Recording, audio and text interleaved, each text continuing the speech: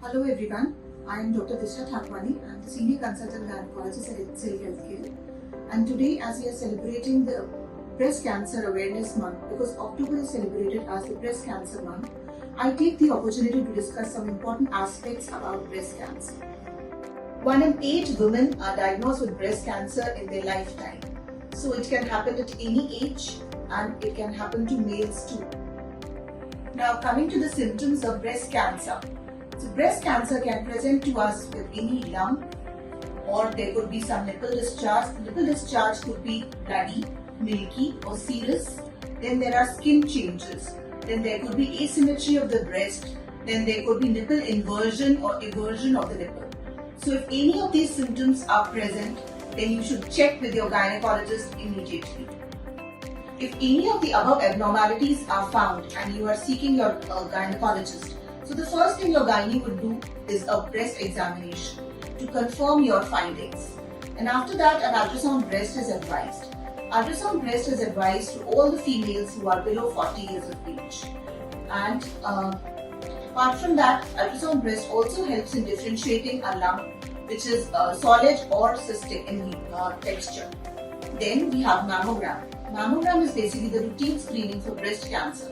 It has been done to all the females above 40 years of age. It has to be done after the periods because it is less painful when it is done after the periods. It should be done every 2 to 3 years and the sensitivity is 90%. So this is a test which is routinely recommended to all the females. Sometimes ultrasound breast and mammogram both are combined together to diagnose a lump more correctively if there is any confusion on mammogram. We have Barrett's category to diagnose the lump. So if it is 0, then it means negative. If it is 1 and 2, that means it's normal. If it is 3, then it is borderline.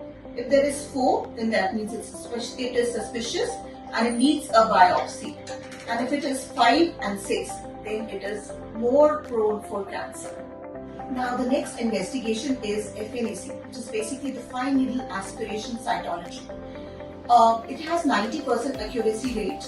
So in this we insert a needle and certain cells are taken out and send it for testing.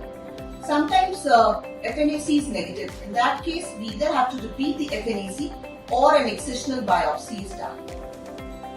So now we have core biopsy, which is basically done for palpable lumps, or it has also been done like during the ultrasound guided. Then we have excisional biopsy, which is basically the gold standard for all the breast lumps. So once the diagnosis of breast cancer has been done, the doctor now works for the staging of the disease.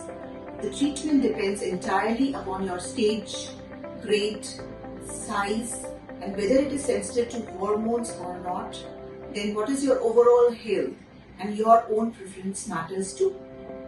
So coming to the first treatment, that is surgery. So surgery, we have lumpectomy, which we just remove the lump. Then we have mastectomy, we remove the breast. Then we have modified radical mastectomy, in which we remove the entire breast. Then the axillary lymph nodes are also removed in that. Then we also have a radiation therapy, in which we give radiation through external beam and it lasts for about 6 weeks. Then we have chemotherapy, we give 6 cycles of a chemotherapy and check after each cycles for the blood test are done to check your counts.